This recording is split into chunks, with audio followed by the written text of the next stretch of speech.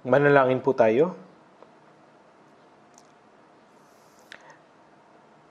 Banal at mahabagin naming Amang Diyos na sa aming nagmamahal, salamat po sa iyong dakilang biyaya at pag-ibig. Nabag ka po sa amin na mga naligaw mula sa iyo at nabuhay sa kasalanan at iniligtas kami, ibinigay sa amin ang iyong bugtong na anak sa kamatayan bilang handog sa krus. Ngayon, kami ay mga tinubos sa pamagitan ng mahalagang dugo ng Panginoon habang nabubuhay sa aming laman ayon sa iyong pahintulot ay taimtim na nagnanais na makapamuhay para sa banal na misyon na ipinagkatiwala mo sa amin para sa iyong kalooban at kaluwalhatian. Sa mga oras na ito, kami na mga tinubos sa pamagitan ng mahalagang dugo ng Panginoon ay nagkatipon na muli sa iyong harapan. Salamat po sa pagpapahintulot sa amin na mapapurihan ang iyong dakilang biyaya at pag-ibig, mapag-aralan ng iyong salita at magkaroon ng fellowship kasama ng banal na kapulungan na lumalakad kasama mo. Naniniwala po kami na kasama ka namin maging sa oras na ito. Pakiusap, tulungan mo po ang bawat isa sa amin na at hawakan kami ng iyong mahabagin at makapangyarihang mga kamay, sa gayon ang aming natitirang mga araw ay maging karapat-dapat bilang mga anak ng Diyos at makapamuhay lamang para sa iyong kalooban at kaluwalhatian. Ang mundong ito ay lalong gumugulo at napupuno ng kasalanan araw-araw. Naunawaan po namin na ang araw ng puot at paghukom ng Diyos ay napakalapit na. Panginoon na humiwalay sa amin mula sa masama at immoral na mundong ito, pakiusap, gabayan at pangunahan mo kami upang ang aming natitirang buhay ay makapamuhay kami ng walang anumang ikahihiya bilang tunay na mga anak ng Diyos.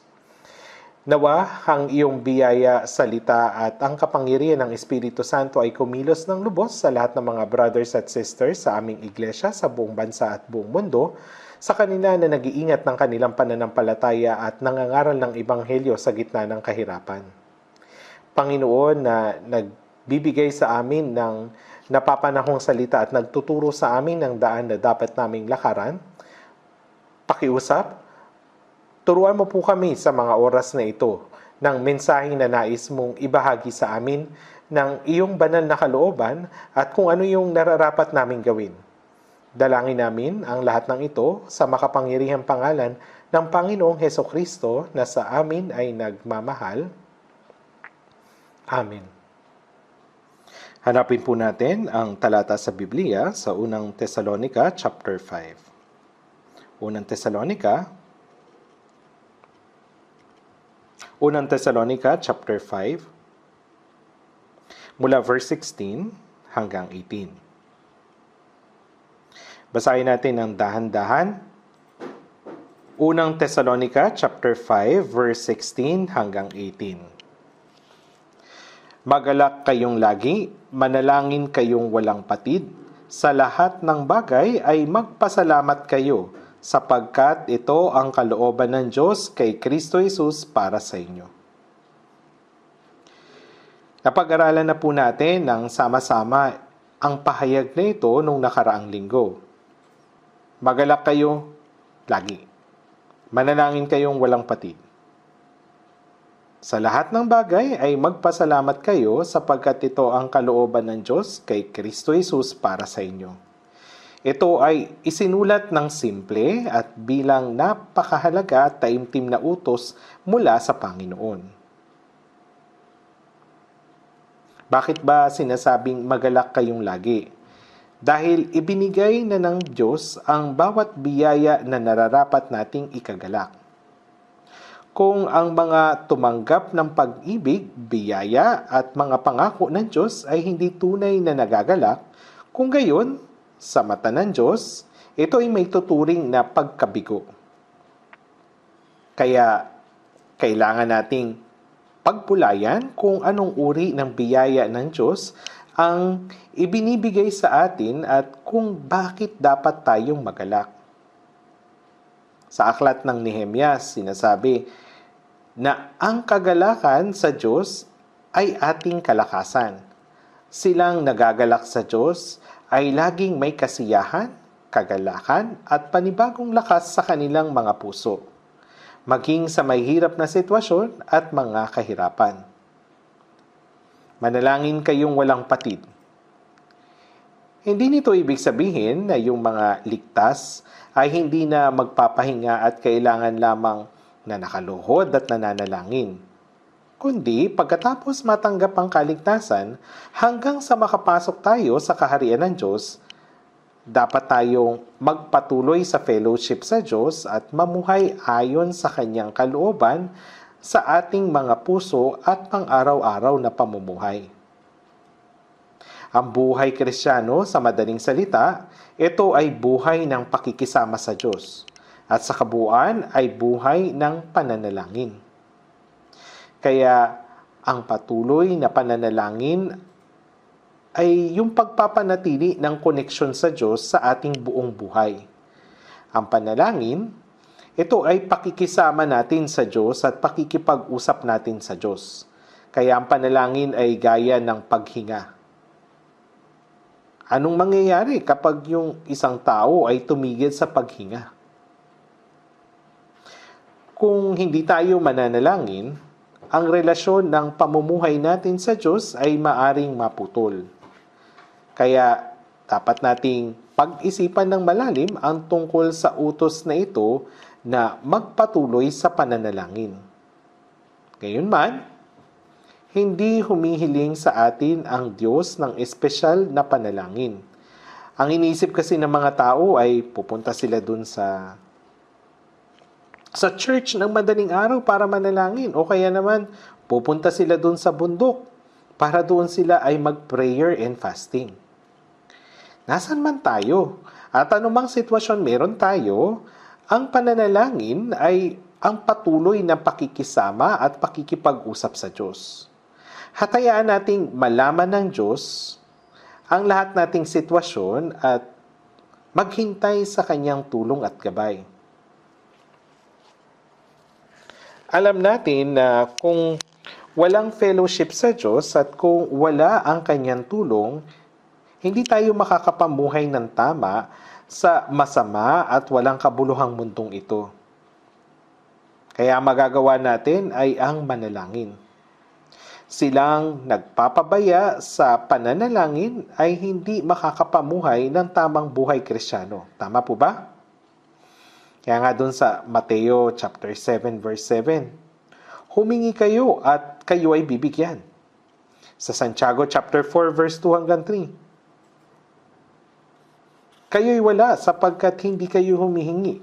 Kayo'y humihingi at hindi tumatanggap sapagkat humihingi kayo sa masamang dahilan upang gugulin ito sa inyong mga kalayawan. Ang Diyos ay maraming kaloob at biyaya na nais ibigay sa atin. Subalit sinasabi niya sa atin na manalangin muna. Humingi kayo at kayo ay bibigyan. Pero kung hindi tayo mananalangin, hindi niya ito ibibigay. Kaya nga, kayo'y wala sapagkat hindi kayo humihingi. Naniniwala tayo na binibigyan tayo ng Diyos ng banal na biyaya para sa ating buhay Kristiyano. At siya ay nasa atin anuman ang aspeto ng ating buhay sa lupa. Hindi tayo mabubuhay kung wala ang tulong ng Diyos. Ang hindi nananalangin ay nakiisip na magagawa nilang mabuhay nang wala ang tulong ng Diyos. At hindi ito maaari. Sa bawat sitwasyon, kailangan natin ng tulong ng Diyos. Kaya naman, hindi dapat tayo tumigil sa pananalangin. Manalangin kayong walang patid. Sa araw na ito, gusto ko pong ibahagi naman ang sermon tungkol doon sa lahat ng bagay ay magpasalamat kayo. Sa lahat ng bagay ay magpasalamat kayo. Sapagkat ito ang kalooban ng Diyos kay Kristo Jesus para sa inyo. Ang magalak kayong lagi, manalangin kayong walang patid at sa lahat ng bagay ay magpasalamat kayo ay ang paraan ng pagtupad sa kalooban ng Diyos ng lahat ng mga Kristiyano na naligtas at namuhay kay Kristo. Tama po ba? Sapagkat ito yung kalooban ng Diyos kay Kristo Jesus para sa inyo. Ito yung gusto ng Diyos. Ang kalooban ng Diyos ay ang makilala ang kanyang mabubuting kalooban mula sa kanyang kabutihan. Kung ano ang nakakalugod at ang ganap, kaya nga sinabing sapagkat ito ang kalooban ng Diyos. Ito ay simple, gayon may napaka-importante para sa ating buhay Kristiyano. Kaya pakiusap, sundin natin ito sa ating puso at maging mga taong nagagalak sa biyaya ng Diyos, nakikipag-usap sa Kanya, at nananalangin anuman ang sitwasyon. At yung panghuli, sa lahat ng bagay ay magpasalamat kayo. Sa lahat ng bagay, ibig sabihin ay anumang dahilan. Itinuturo sa atin ng talatang ito na dapat tayong magpasalamat sa Diyos sa lahat ng aspeto ng ating buhay, maging mabuti o masama. Kaya naman, yamang maraming bagay ang dapat nating ipagpasalamat sa Diyos. Kung mabibigo tayo sa pagpapasalamat, hindi natin mapapanatili yung tamang relasyon natin sa Kanya. May mga tao na sa kabila ng pagtanggap nila ng biyaya ay hindi man lamang alam kung paano o hindi man lamang nakakapagpasalamat.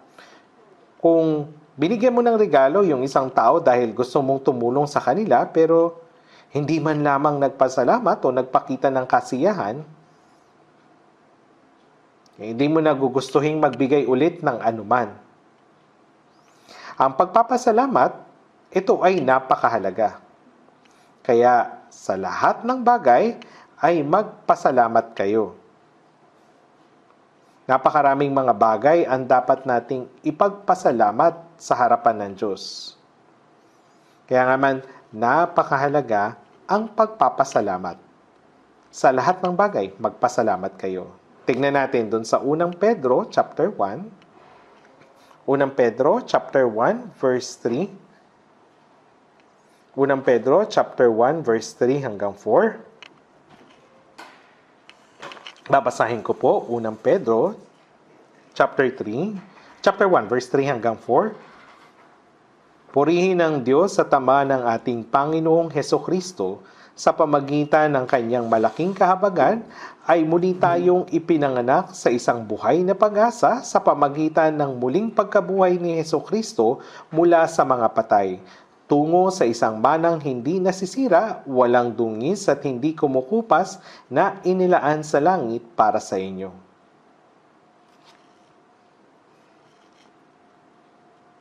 Sa Ebanghelyo ayon kay Juan, chapter 3, verse 3, sinasabi ni Jesus, malibang ang isang tao ay ipanganak na muli, ay hindi niya makikita ang kaharian ng Diyos. Ang tanging kailangan para makapasok sa langit ay maipanganak na muli. Gayunpaman, maraming tao yung hindi gaanong pinag-iisipan ang katuroang ito o kaya naman mali yung kanilang pagkaunawa. May ilan na hindi talaga alam kung ano yung kahulugan ng maipanganak na muli. Nagsimula akong dumalo sa church sa unang taon ko sa middle school at nabuhay ng isang reliyosong buhay Kristiyano sa loob ng halos 10 taon. Naniniwala ako sa Diyos, nalalaman ko na meron talagang kaluluwa, at naniniwala ako sa langit at sa impyerno. Nakaramdam ako noon ng matindi at agarang pagnanais na hindi mapunta sa impyerno, kundi sa langit. At alam kong parang makakarating doon, at yung alam kong paraan para makarating doon ay kailangan kong mabuhay ayon sa kalooban ng Diyos at para sa Diyos. Kaya bilang kabataan, hindi ba't lahat ay mayroong pangarap para sa hinaharap? Meron din akong pangarap. Pagkatapos nung Korean War, mayroong mga piloto ng Air Force. Lumikas ako bilang isang refugee. Tapos, hindi ako nakakita ng kahit man isang eroplano ng kalaban. Yung nakita ko, yung binubomba ng US Air Force yung tropa ng North Koreans at tila alam nila kung saan sila nagtatago. Naranasan ko rin na may mga bombang bumabagsak sa ulanan ko. Pagkatapos ng giyera, mas napagmasdan ko silang mabuti. Tapos naisip ko noon kung gaano pala kainam ang Air Force. Kaya siguro alam mo rin yung kantang ito. Subukan nga natin kantahin. Our men who fly freely through the sky are Air Force men. Hindi ba nakakamangha ito? Whoosh! Malayang lumilipad sa kalangitan. Kaya naisip ko, kailangan ko sumali sa Air Force. Pero mukhang mahirap yata yun. Kaya naman, nung nanonood ako ng mga pelikula, naisip ko, wow, ang galing. Karaniwan, yung mga magaganda at mga gwapo ay yung nagiging artista. At wala naman akong ganong kumpiyansa na maging artista. Kaya naisip ko naman na maging isang direktor ng pelikula. Bata pa lamang ako, mahilig na talaga ako sa photography. Nagde-develop ako ng film, nagpiprint ng litrato at gumagawa ng mga larawan. Gustong-gusto ko yung photography kaya inisip ko na kahit na hindi ako maging film director, nais ko pa rin maging isa sa mga kumukuha ng pelikula. Ngunit kalaunan, pagkatapos kong manampalataya kay Jesus, palagi kong naiisip kung paano ako mabubuhay para sa Diyos na aking sinasampalatayanan. Kaya naman, kasama ng aking kaibigan, pumasok ako sa isang Presbyterian Seminary sa Daegu. Sa loob ng 4 na taon, nag-aral ako ng Biblia at nanalangin. Kahit na pumapasok sa seminaryo, nagpupunta ako doon sa palengke, sa park, at may dala akong pamphlet at masigasig na nag-i-evangelize dahil naniniwala ako na iyon yung kahulugan ng pamumuhay para sa Diyos. Nananalangin ako, nag-i-evangelize ako, at nagtatrabaho ako ng mabuti. Kaya, hindi ko nagawa ang mga karaniwang bagay na ginagawa ng mga kabataan. Hindi ako nagkaroon ng oras para sa mga ito. Minsan, dahil sa ako ay nagtatrabaho ng mabuti, ipinagkatiwala nila sa akin yung isang church na malapit sa Daegu na tinatawag na Okpo. Na-assign ako doon sa church na yun, tapos tinawag nila ako doon na Jusa, isang tao na nangangaral habang pumapasok sa seminaryo. Hindi naman talaga isang mangangaral kung hindi katulong, gamit yung salitang tulong. Gayunman, nangaral ako ng masigasig doon sa loob ng 2 taon. Minsan, nagbabasa at nag-aaral ako ng Biblia sa church nang may isang matandang lalaki na kapitbahay yung lumapit sa akin.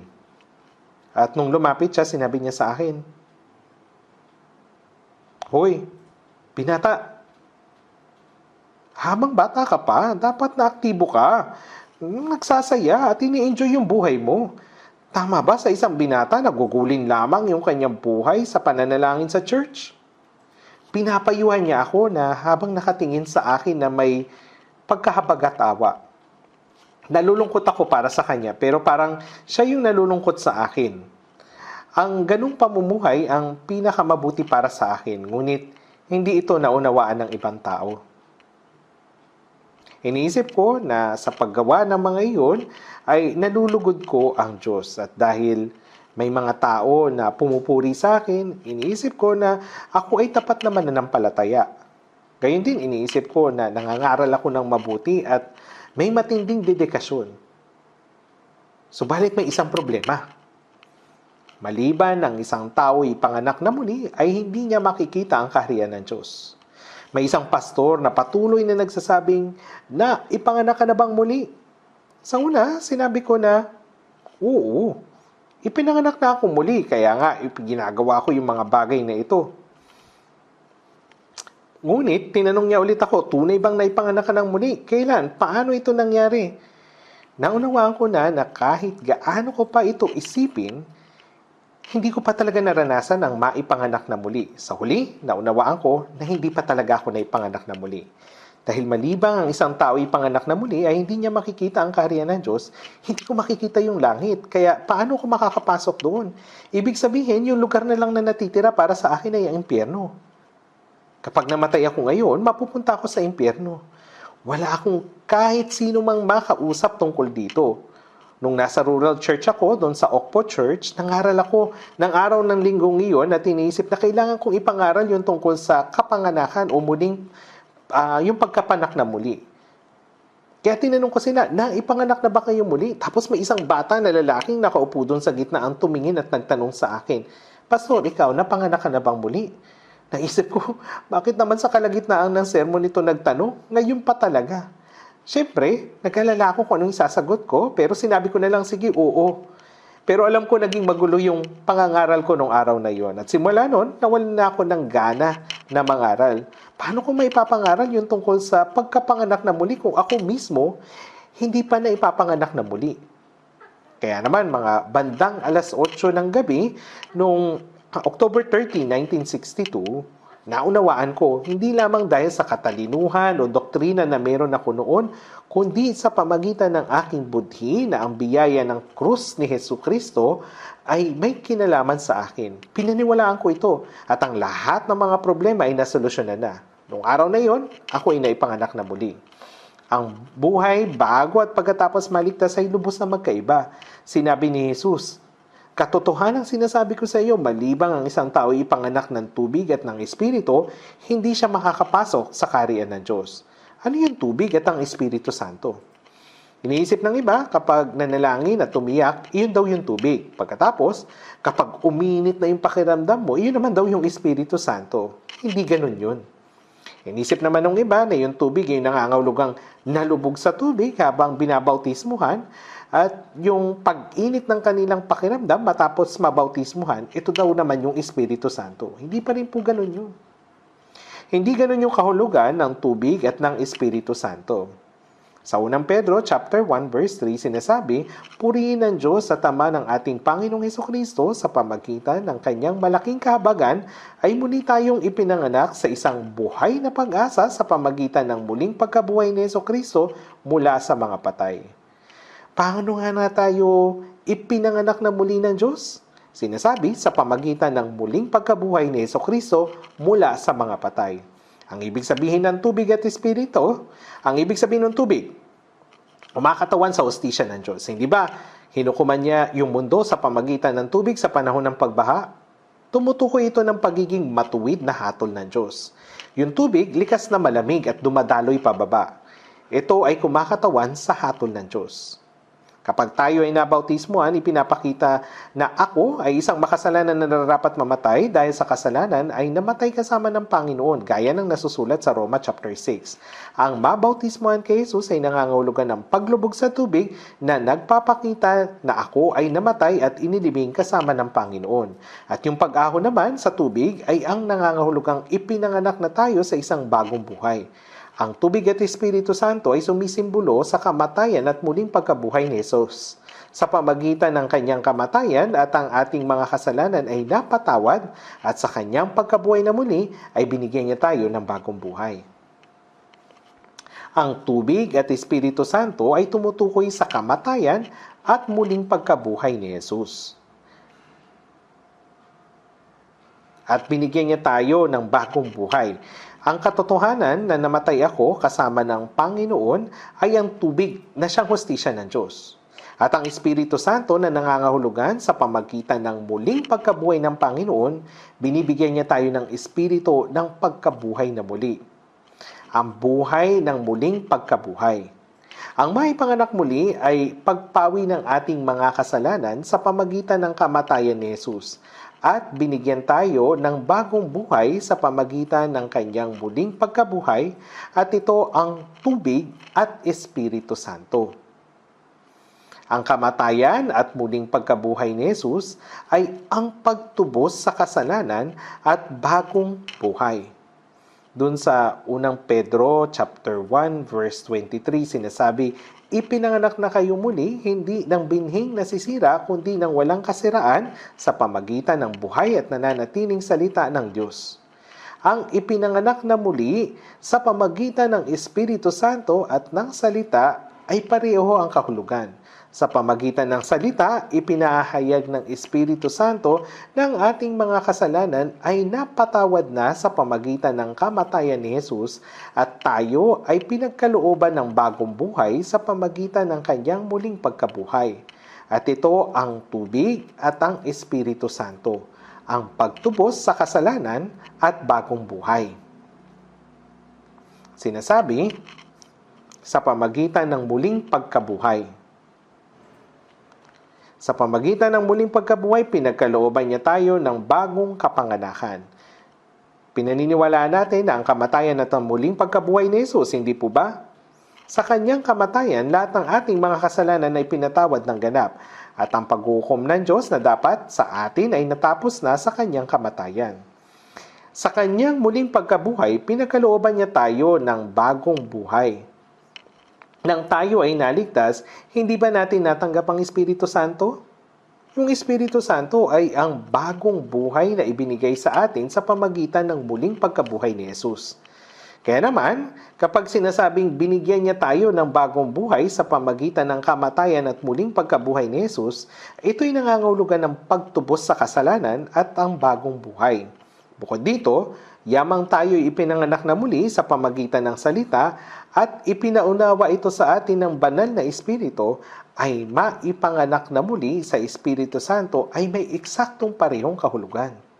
Kaya purihin natin ang Diyos at ang Ama ng ating Panginoong Hesukristo sa kanyang dakilang awa ay ipinanganak niya tayo muli tungo sa isang buhay na pag-asa sa pamagitan ng muling pagkabuhay ni Hesukristo mula sa mga patay. Sinasabi na ipinanganak na muli na mayroong buhay na pag-asa. Ano ba yung buhay na pag-asa? Kasi kung hindi ito buhay, patay na pag-asa ito. Kung gayon, ay hindi talaga maituturing na pag-asa. Yung mga hinahangad ng tao dito sa mundong ito, walang kabulang pangarap lamang, hindi tunay na pangarap na pag-asa. Listahan lamang ng kahilingan, malabong paghahangad para sa mga bagay na maaring hindi naman talaga mangyari. Ngunit para sa atin na mga naligtas, ang ating mga kasalanan ay pinatawad sa pamagitan ng kamatayan ng Panginoon dun sa krus. At tayo ay ginawang mga anak ng Diyos sa pamagitan ng kanyang muling pagkabuhay na nagbigay sa atin ng bagong buhay. Ngayon, iniligtas tayo upang tanggapin natin ang isang mana na hindi masisira, hindi madudungisan, hindi kukupas. Hindi tayo iniligtas ng Diyos upang bigyan lamang ng maraming mabubuting bagay dito sa lupa. Sinabi na upang tanggapin natin ang isang mana na hindi masisira, walang dungis at hindi kumukupas, na inihanda para sa langit. O inihanda sa langit para sa inyo. Ang mga naligtas ay may taglay na buhay na pag-asang iyon. Sinasabi dun sa Juan chapter 1 verse 12, subalit ang lahat ng tumanggap sa Kanya na sumasampalataya sa Kanyang pangalan ay Kanyang pinagkalooban sila ng karapatan na maging anak ng Diyos. Kapag tayo ay naligtas, natiyak na natin yung ating katuyuan bilang anak ng Diyos. May ilang nananalangin na, Diyos, narito ang iyong anak na lalaki at babae. Ngunit walang anak na babae. Ang nais lamang ng Diyos ay anak na lalaki. Ang salitang anak na lalaki ay tumutukoy sa isang tagapagmana. Hindi ba't ang mahalagang pamana ay karaniwang ipinapasa sa mga anak na lalaki? Si Jesus, ang anak ng Diyos, at ibinigay niya sa atin ang espiritu ng anak. Kaya nga sinabi dun sa Roma chapter 8 verse 15, kundi tumanggap kayo ng espiritu ng pagkupkup nang dahil dito ay tumatawag tayong Aba Ama. Sinasabi rin dun sa Roma chapter 8 verse 17, kung mga anak ay mga tagapagmana rin, mga tagapagmana ng Diyos. Ibig sabihin, tayo ay naging mga walang hanggang tagapagmana ng Diyos, natatanggap ng mana kasama ng Diyos at ni Kristo. Kaya nga sinasabi, tungo sa isang manang hindi nasisira, walang dungis at hindi kumukupas na inilaan sa langit para sa inyo. Nang tayo ay pinanganak na muli, tayo ay naging mga anak at mga tagapagmana ng Diyos. At tayo ngayon ang mga tatanggap ng walang hanggang pamana na inihanda niya para sa langit. Inihanda niya sa atin para sa langit. Hindi ba't kahanga-hanga ito? Ito yung katunayan at karapatang ibinigay sa atin ng Diyos sa pamagitan ng ating kaligtasan. Kaya naman, dapat tayong magalak at magpasalamat. Hindi po ba? Tignan natin ito. Iniligtas niya tayo. Pinatawad niya yung ating mga kasalanan magpakailanman. Ginawa niya tayong anak ng Diyos. Binigyan niya tayo ng malwalating pag-asa na makakapasok sa walang hanggang kaharian ng langit. Higit pa rito, kahit nabubuhay tayo sa mundong ito, kasama na natin yung Diyos. Pinoprotektahan at ginagabayan tayo. Lahat ng mga ito ay mga bagay na dapat nating ipagpasalamat. Ang mga naligtas ay may napakaraming dapat ipagpasalamat sa Diyos. Kaya nga ang utos na ay magpasalamat kayo sa lahat ng pagkakataon ay isang salita para sa lahat ng naligtas. Ang ibig sabihin, lahat ng pagkakataon ay lahat ng bagay, maging ito man ay mabuti o masama sa paningin ng tao. Panahon ng kapayapaan o panahon ng paghihirap o pagsubok, mayaman man o mahirap, nasa kaginawahan man o dumaraan sa pag-uusig, kapighatian, sinabi niya na magpasalamat tayo. Hindi lamang ito tumutukoy sa mabubuting bagay. Kahit yung mga pisikal na paghihirap, mga pagsubok, mga suliranin at ibinigay sa atin ng Diyos, ibinigay yun sa atin ng Diyos. Kaya naman, dapat tayong matutong magpasalamat sa lahat ng mga bagay. Sinasabi na ang pagpapasalamat sa lahat ng pagkakataon ay kalooban ng Diyos. Una, tingnan natin saglit dun sa Hebreo. Hebreo chapter 13. Basahin natin ng sabay-sabay. Hebreo chapter 13, verse 5 hanggang 6. Hebreo chapter 13, verse 5 hanggang 6. Verse 5 hanggang 6.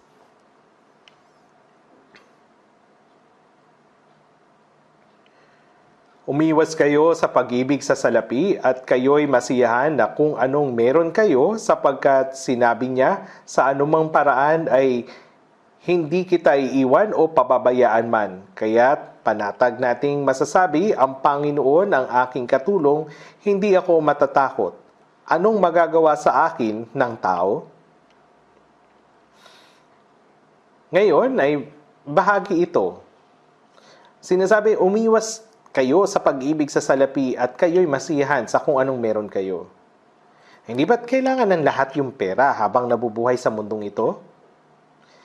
Kaya, ano yung dapat nating gawin? Dapat tayong kumita ng pera. Ano man yung ating ginagawa, dapat tayong magsumikap upang kumita at gamitin ito ng maingat at may pagpapahalaga.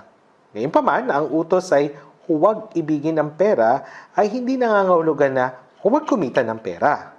Ang ibig sabihin nito ay huwag tayong maging alipin ng pera at huwag hayaang mahumaling ang ating puso dito. Maraming tao ang umibig sa pera. Si Judas Iscariote ay sumunod kay Jesus sa loob ng 3.5 taon. Narinig niya yung mahalagang salita ni Jesus, nakita niya yung kamanghamanghang himala na ginawa ni Jesus. Nang nagbahagi si Jesus ng tinapay sa mahigit na 5,000 katao, tiyak na kumain din si Judas. At nang buhayin ni Jesus si Lazaro na 4 na araw ng patay, nakita rin niyo ni Judas. Siya ay pinagkatiwalaan ng supot ng salapi. Sa palagay ninyo, gaano kaya karaming pera yung dala ni Jesus at ng kanyang mga alagad habang ginagawa nila yung kanilang ministeryo? Hindi sila nagkaroon ng marami, ngunit minsan ay nagnanakaw si Judas mula sa perang iyon. Sinabi sa Juan chapter 12 verse 6, kundi sapagkat siya'y isang magnanakaw at palibhasa ay nasa kanya ang supot na kinuha niya ang inilalagay doon. Siya ay may pusong umiibig sa pera. Inibig ni Judas ang pera. Inakala niya na kung si Jesus ay magiging hari, siya ay magiging ingat yaman. Ngunit napagtanto niya na nasira yung pag-asa niyang ito. Nagsalita na kasi si Jesus tungkol doon sa kanyang kamatayan at naghahanda naman yung mga Hudyo na siya'y patayin. Kaya nagsimula mag-isip si Judas ng paraan upang kumita ng salapi sa pamagitan ng pagbibigay kasiyahan sa mga pinunong Hudyo. Tumanggap si Judas ng 30 piraso ng pilak bilang paunang bayad kapalit ng pagsasabi kung saan matatagpuan si Jesus. At inibinigay niya si Jesus sa kanila. Kaya naman tungkol kay Judas na nagtaksil kay Jesus, sinabi ng Panginoon, ngunit kahabag-habag ang taong iyon na sa pamagitan niya ay ipinagkanuno ang anak ng tao. Mabuti pa sa taong iyon ang hindi na siya ipinanganak. Kung hindi na siya ipinanganak, hindi na siya napunta sa impyerno. Napunta si Judas sa impyerno dahil sa inibig niya ang pera. Inibig niya yung pera.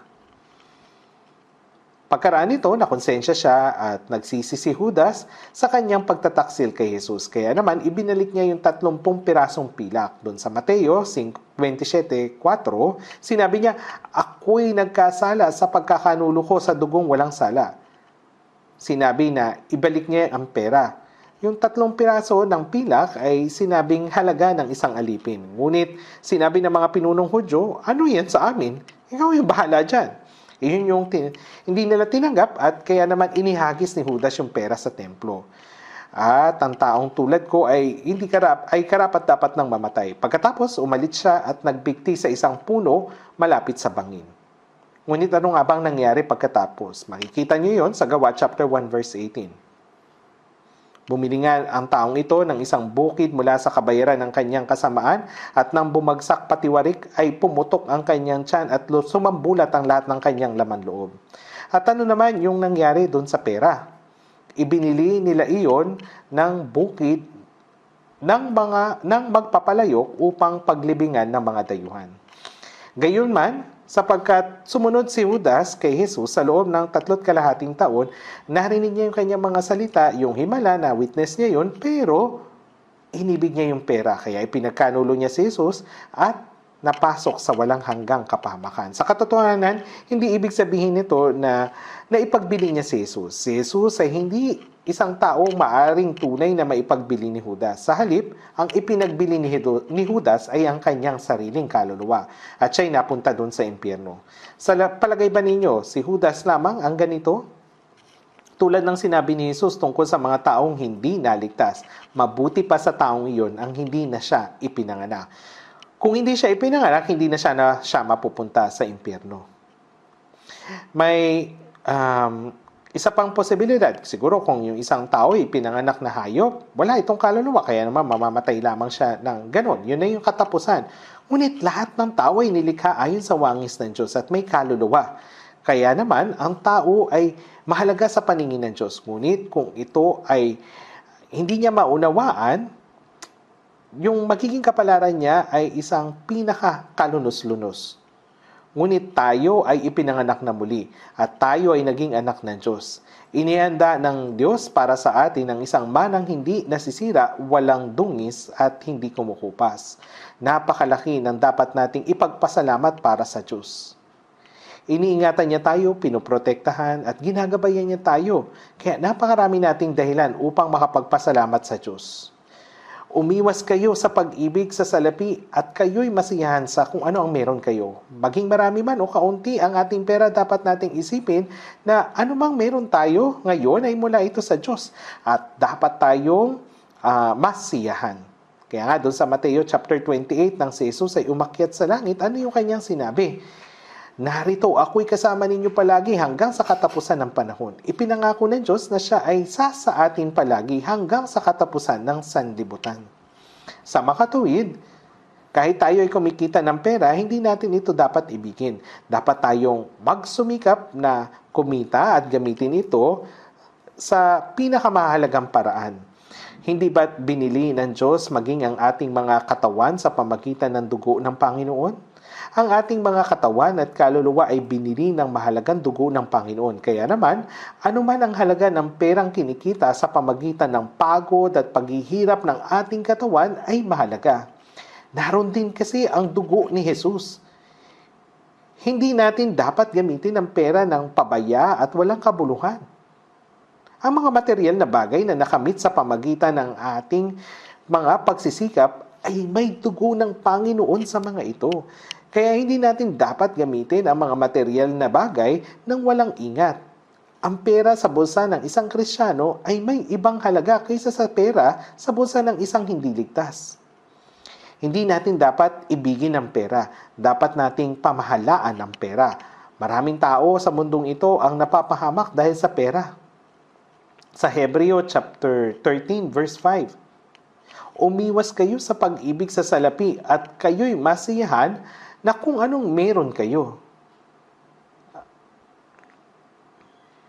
Dapat masiyahan tayo sa kung anong meron tayo.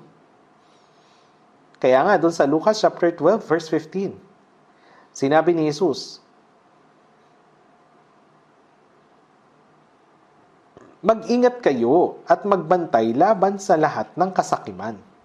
Sa Lucas 12:15 sinabi, mag-ingat kayo at magbantay laban sa lahat ng kasakiman sapagkat ang buhay ng tao ay wala sa kasaganahan ng kanyang mga ari-arian. May kasakiman sa loob ng tao, iniisip ng tao, kung marami lamang akong pera, sapat na iyon. At may mga mayayaman naman na nagnanais pa ng higit. Ang kasakiman ng tao ay walang hanggan. Mag-ingat kayo at magbantay, sapagkat ang buhay ng tao ay wala sa kasaganahan ng kanyang mga ari-arian. Nasa kasaganahan ba talaga ng ari-arian yung layunin ng buhay ng tao?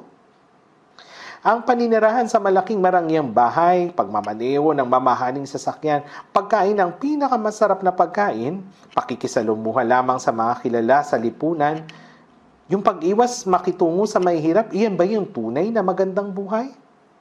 Sapagkat ang buhay ng tao ay wala sa kasaganahan ng kanyang mga ari-arian. Ang layunin ng buhay ng tao ay hindi matatagpuan doon.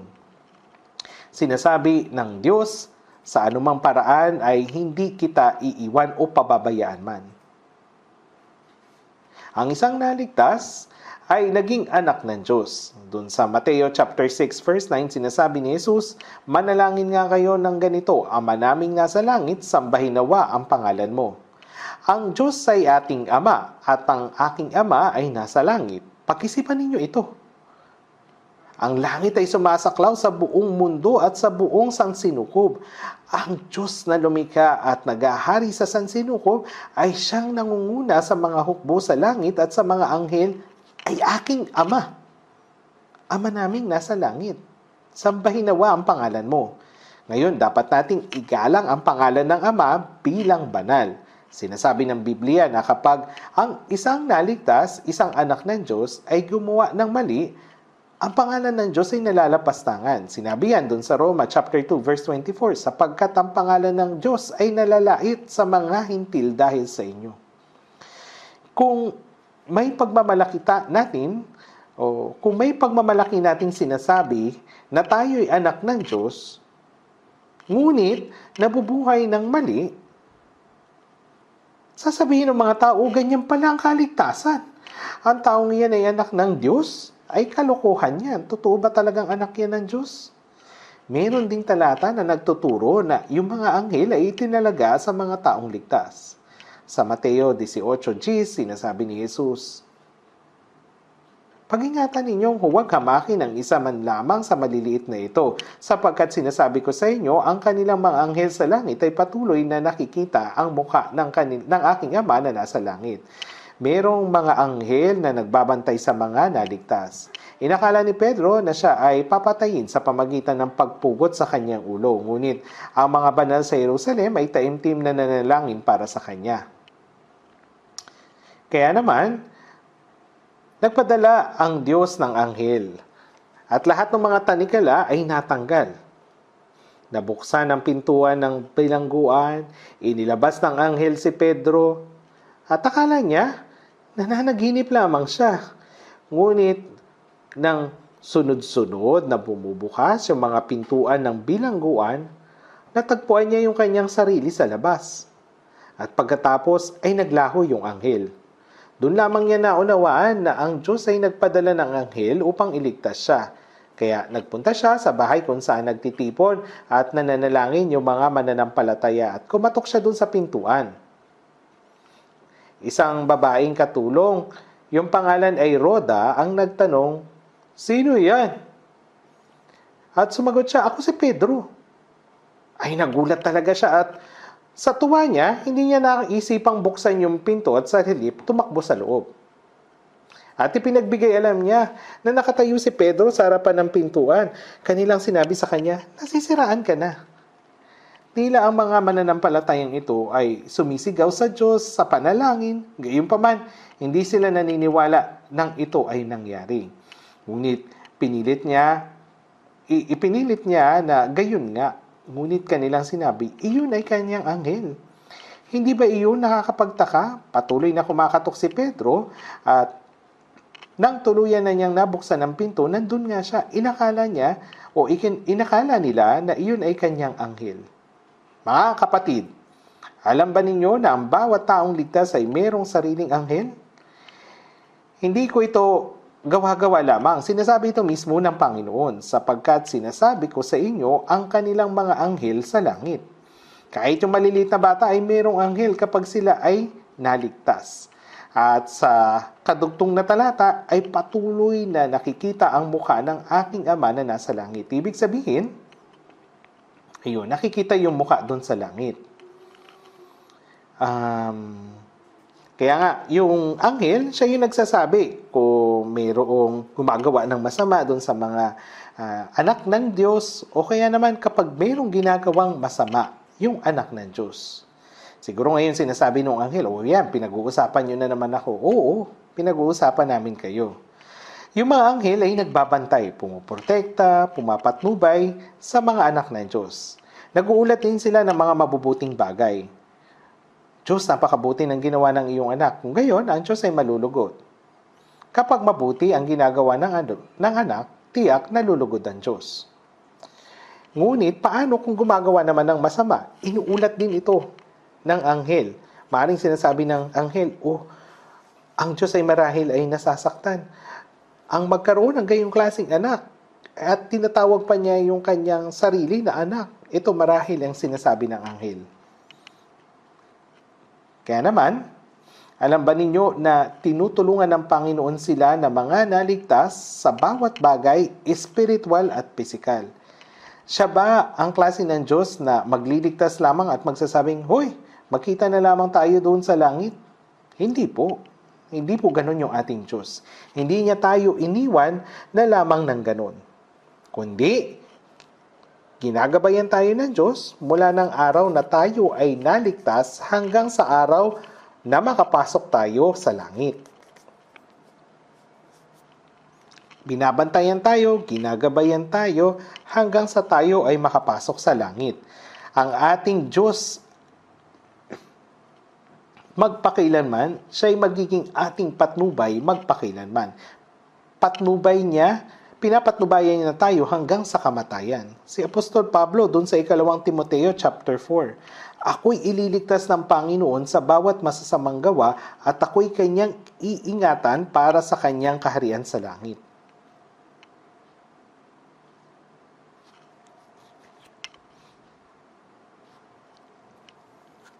Papatnubayan tayo ng Diyos hanggang sa makapasok tayo sa langit. Sa anumang paraan, ay hindi kita iiwan o papabayaan man. Kaya't panatag nating masasabi, ang Panginoon ang ating katulong. Hindi ako matatakot. Anong magagawa sa akin ng tao? Tutulungan tayo ng Panginoon. Tutulungan niya tayo sa espiritual at pisikal. Ngayon, tingnan po natin sa Deuteronomio chapter 2. Lumang tipan po, Deuteronomio.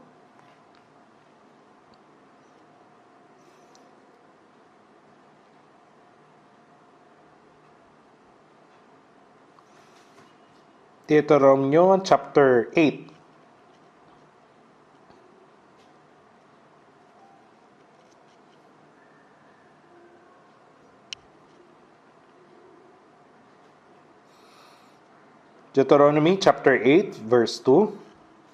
Babasahin ko.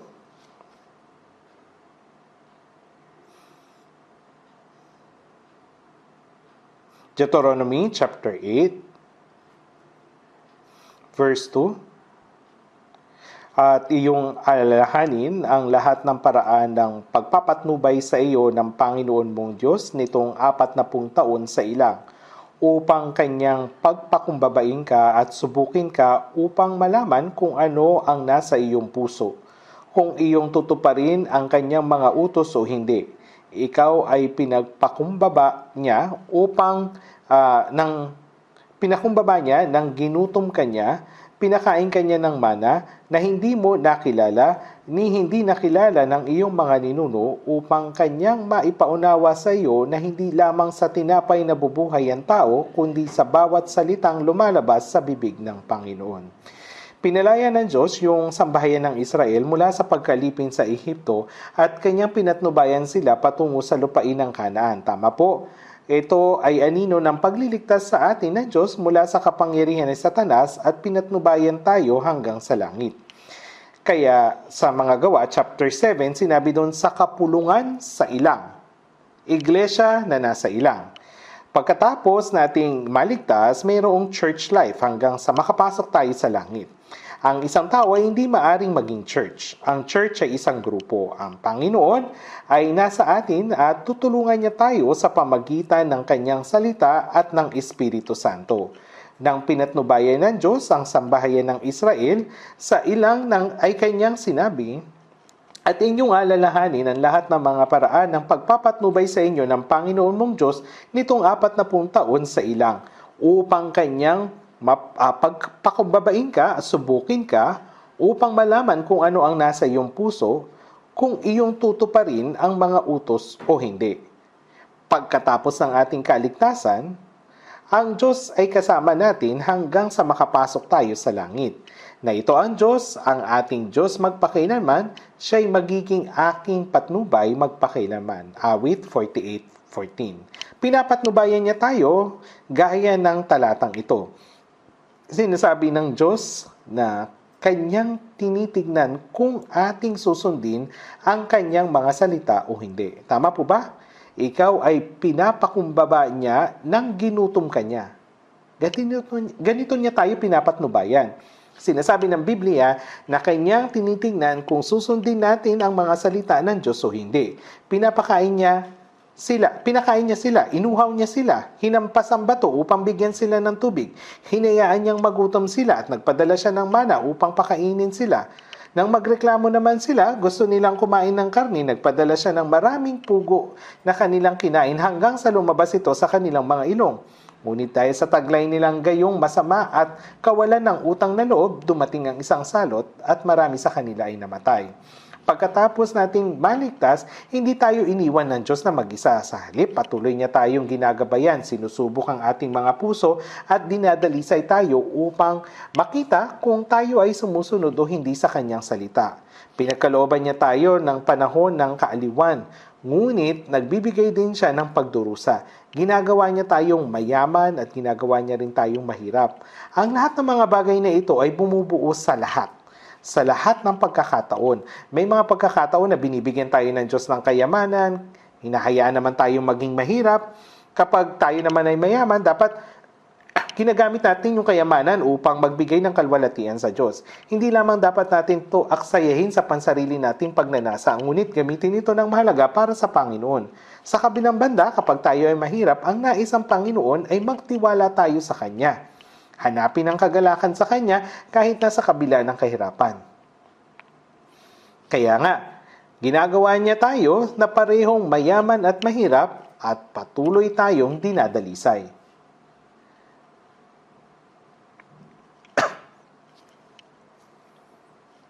Alam niyo po yung Mateo chapter 10, di ba? Tama po. At maging mga buhok sa kanyang ulo ay bilang na lahat.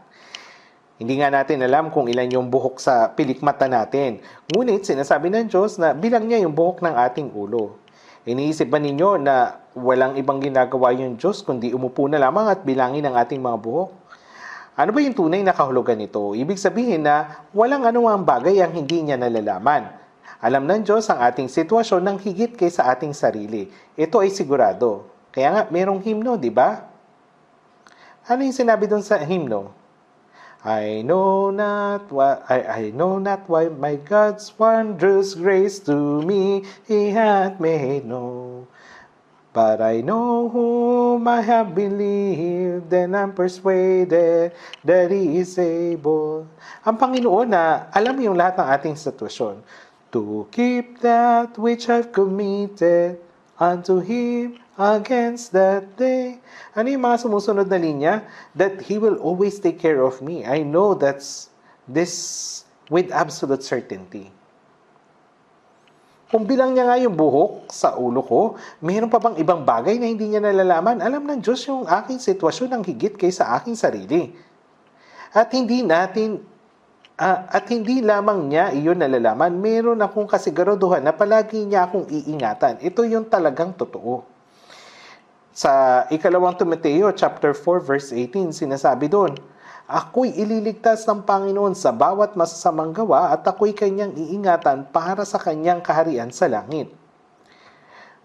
Na ito ang Diyos, ang ating Diyos magpakailanman, siya ay magiging aking patnubay magpakailanman.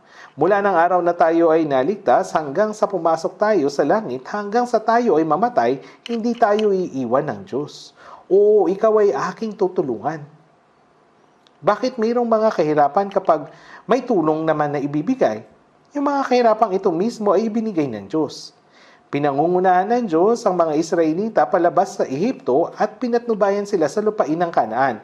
Ngunit hindi ba't napakaraming paghihirap ang hinarap ng mga Israelita sa ilang? Ang Kanaan ay larawan ng walang hanggang kaharian ng langit at ito ay proseso ng pagdadalisay sa atin hanggang sa tayo'y makapasok sa langit. Upang sa gayon ay maging karapat-dapat tayo na makapasok sa kaharian ng Diyos. Sa mga Israelita, ang mga lumingon pabalik sa Ehipto ay namatay. Namatay lahat sa ilang. Ang mga patuloy na lumilingon sa Ehipto habang nasa ilang silang mga lumalabas sa Ehipto na 28 gulang pataas at yung mga nangulila sa Ehipto habang nasa ilang, lahat sila'y namatay maliban lamang kay na Josue at Caleb. Anong ibig sabihin nito? Hindi nito ibig sabihin na yung mga taong ligtas ay hindi makakapasok sa langit. Hindi po. Pinatay niya ang bawat pita ng laman. Pinapatay niya ang dating likas ng pagkamakasalanan. Ang maipanganak sa ilang, ibig sabihin na ang Diyos ang nagpasibol ng bagong puso sa atin. Ginagabayan niya tayo upang maging mga taong karapat-dapat bilang mga anak ng Diyos. Dapat nating maunawaan na ang Diyos ay nagbibigay sa atin ng disiplina at sinasanay ang taong mga ligtas. Doon sa Aklat ng Job 23:10, sinasabi ng talatang ito. Sinasabi, ngunit nalalaman niya ang daang nilalakaran ko. Kapag ako'y kanyang nasubok, ay lalabas akong parang ginto. Alam na alam ninyo yung talatang ito. Napakalagang talatang ito. Sinabi ito ni Job. Si Job ay maraming pag-aari. Napakarami niyang kamelyo, baka at tupa. Napakayaman niyang tao. Marami siyang mga alila at may 10 anak na lalaki at babae. May takot siya sa Diyos. Kaya nag-aalala siya na maaaring tumalikod ang kanyang mga anak sa Diyos. Kaya siya'y madalas na naghahandog ng handog na sinunog sa Diyos para sa kanila. Si Satanas ay naparoon parito, pupunta sa harapan ng Diyos, at ang Diyos ay nakipag-usap sa kanya. Pinuri ng Diyos si Job. At sinabi ng Panginoon kay Satanas, napansin mo ba yung aking lingkod na si Job? Wala siyang katulad sa lupa. Isang walang kapintasan at matuwid na lalaki na may takot sa Diyos at lumalayo sa kasamaan. Pinuri ng Diyos si Job sa harapan ni Satanas. At sumagot si Satanas, sa tingin mo ba naglilingkod si Job sa iyo dahil tunay na iniibig ka niya? Binigyan mo kasi siya ng maraming mga kayamanan at pinasagana mo siya, kaya naglilingkod siya sa iyo. Bawiin mo ngayon ang lahat ng mga yan, tiyak susumpain ka niya sang mukhaan. Subalit sinabi ng Diyos, hindi. At sumagot siya, tiyak na gagawin niya ito.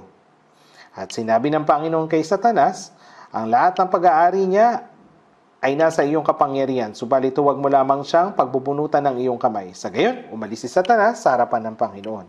At sinabi ng Diyos, so sige, kunin mo ang lahat ng ibinigay ko kay Job. Dumating nga ang mga sumalakay mula sa ibang lugar at kinuha ang lahat ng kanyang mga kawan, pinatay din yung lahat ng kanyang mga alipin. At habang may yung 10 magkakapatid ay nagkakainan sa bahay ng kanilang nakakatandang kapatid, yung bahay ay bumagsak at namatay silang lahat. Lahat ng 10 anak ay namatay sa isang araw lamang. Lahat ng kanyang maraming pag-aari ay kinuha at ang kanyang mga alila ay pinatay. Isang alila lamang nakaligtas at tumating upang magbalita. Ako lamang ang tanging nakatakas upang magbalita sa iyo. Ano ang sinabi ni Job? Ang Panginoon ang nagbigay at ang Panginoon ang bumawi. Purihin ang pangalan ng Panginoon.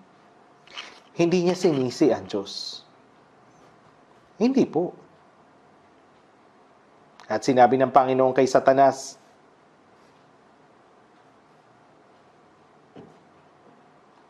siya'y nanatili pa rin sa kanyang katapatan bagamat ako'y inudyukan mo laban sa kanya upang sirain siya ng walang kadahilanan. At sinabi ni Satanas, siyempre, ganun yung reaksyon niya dahil malusog pa siya. Ngunit iunat mo ngayon ang iyong kamay, galawin mo ang kanyang buto at laman at kanyang susumpain ka ng mukhaan. Siya'y nasa iyong kamay, ingatan mo lamang ang kanyang buhay.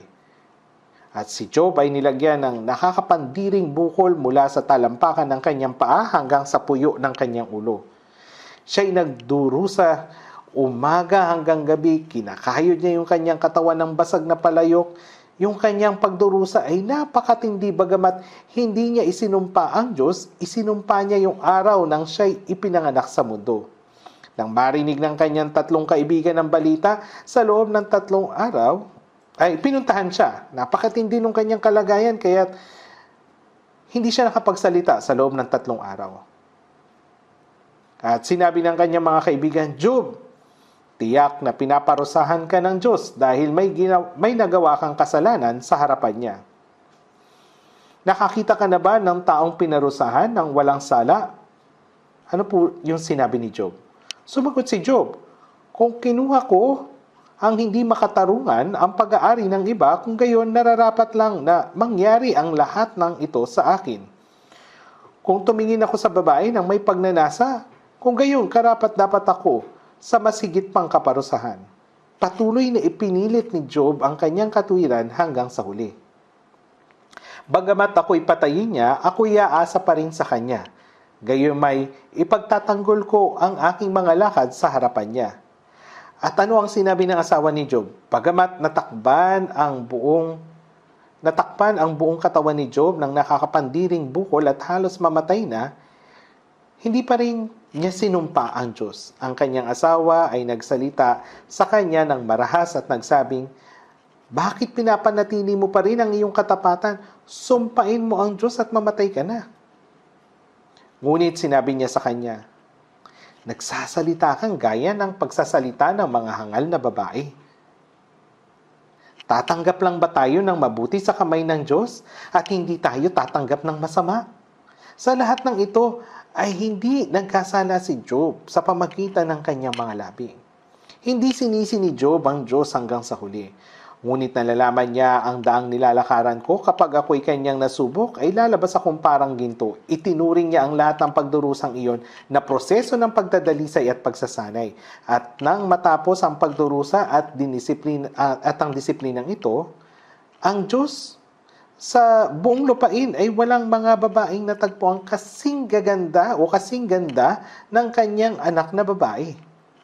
Ng anak na babae ni Job. Binigyan ulit siya ng Diyos ng 10 anak na lalaki at babae at ibinalik ang lahat ng kanyang pag-aari ng doble sa pag-aari niya noon. Sa Santiago chapter 5, verse 11, tunay na tinatawag nating mapapalad ang mga nagtitiis. Narinig ninyo ang tungkol sa pagtitiis ni Job at inyong nakita ang layunin ng Diyos kung paanong ang Panginoon ay puno ng pagkahabag at pagkamaawain. Tayo ay sinasabihan na matuto sa pagtitiis ni Job. Kahit sa gitna ng pagdurusa, patuloy siyang nagtitiwala sa Diyos hanggang sa huli at hindi nagreklamo laban sa Diyos. At sa katapusan, dinoble ng Diyos ang kanyang pagpapala. Kung gayon, dodoblehin din ba ng Diyos ang ating pagpapala sa mundong ito kung magtitiis tayo sa mga pagdurusa?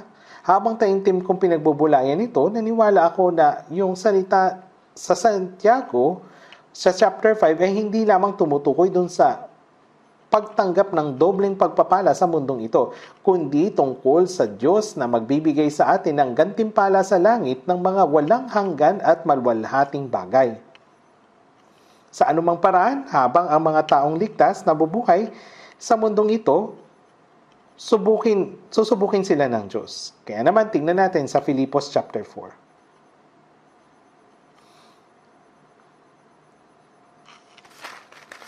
Sa Filipos chapter 4, basahin natin, verse 6 hanggang 7. Filipos chapter 4, verse 6 hanggang 7. Huwag kayong mabalisa sa anumang bagay, kundi sa lahat ng mga bagay sa pamagitan ng panalangin at pagsamo ng may pagpapasalamat ay ipaalam ninyo ang inyong mga kahilingan sa Diyos.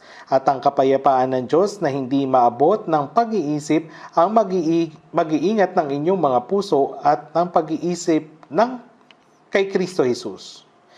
Huwag kayong mabalisa, sinasabi nito, sa anumang bagay.